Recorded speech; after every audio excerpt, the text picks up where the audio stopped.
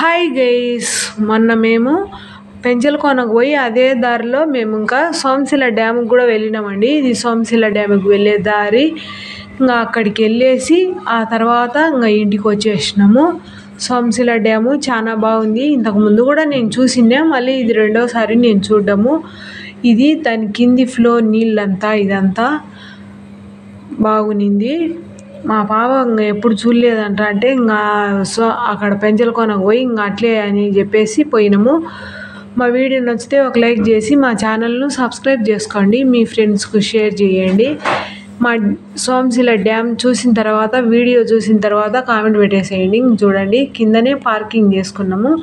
Parking చేసుకున్న తర్వాత ఇంకా స్టెప్స్ ఎక్కిపోతాండము. ఈ స్టెప్స్ ఎక్కడం అంటే మహా పెద్ద పని అండి. ఇంకా ఇదంతా ఎక్కిపోతా, ఇంకా ఇదంతా దాని వ్యూ, డ్యామ్ వ్యూ ఇదంతా చూడండి. నీళ్ళు ఒక్క గేటు మాత్రమే, ఒక గేటు కూడా ఫుల్గా తెరవలేదు, ఒక గేట్ తెరిచిండ్రు.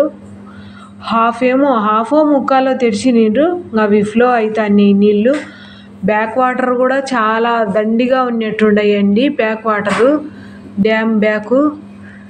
ఈ డ్యాము ఎప్పటి నుంచో బాగానే ఉందండి. దీని రహస్యం ఏమిటంటే, బ్రహ్మంగారు కాలజ్ఞానంలో చెప్పినట్టుగా నెల్లూరు నేలమట్టం అవుతుందంటే ఈ డ్యామ్ కింద.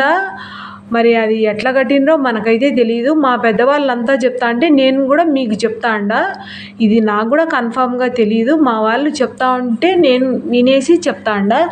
ఈ డ్యాము ఆ ఫిల్లర్స్ కింద పెద్దది తాబేలు ఉందంట, అది అడవి తాబేలు. అది చూసుకోకుండా వాళ్ళు ఫిల్లర్స్ వేసేసిందంట. అది ఎప్పుడు కదులుతుందో ఎవ్వరికి తెలియదు. అది కదిలినప్పుడు ఆ ఫిల్లర్ అనేది పడిపోతే డ్యాము కింద పడుతుందంట. అందుకు కాబట్టి డ్యామ్ కింద పడిన తర్వాత నెల్లూరు ఆడికి నేలమట్టం అవుతుందంటే ఇదే దానికి కారణము. బ్రహ్మంగారు కాలజ్ఞానంలో కూడా చెప్పిండ్రు కదండి ఇది. ఇంకా చూడండి, పైన ఇంకా అంతా వ్యూ ఎత్తినము. పడవలు కూడా, బోట్లు కూడా తిరుగుతున్నాయండి బాగా. దాంట్లో మొసళ్ళు, చేపలు అన్నీ బాగుండయి. అన్నీ చూసేసి ఇంకా పైన కూడా ఫోటోలు అన్నీ తీసుకున్నాము. కొద్దిసేపు అలా ఉండి ఇంకా తర్వాత స్టెప్స్ దిగి కిందికి వచ్చేసినాము. చూడండి, బ్యాక్ వాటర్ కూడా చాలా ఎక్కువగానే ఉన్నాయి. చాలా బాగుంది ఈ వ్యూ అంతా.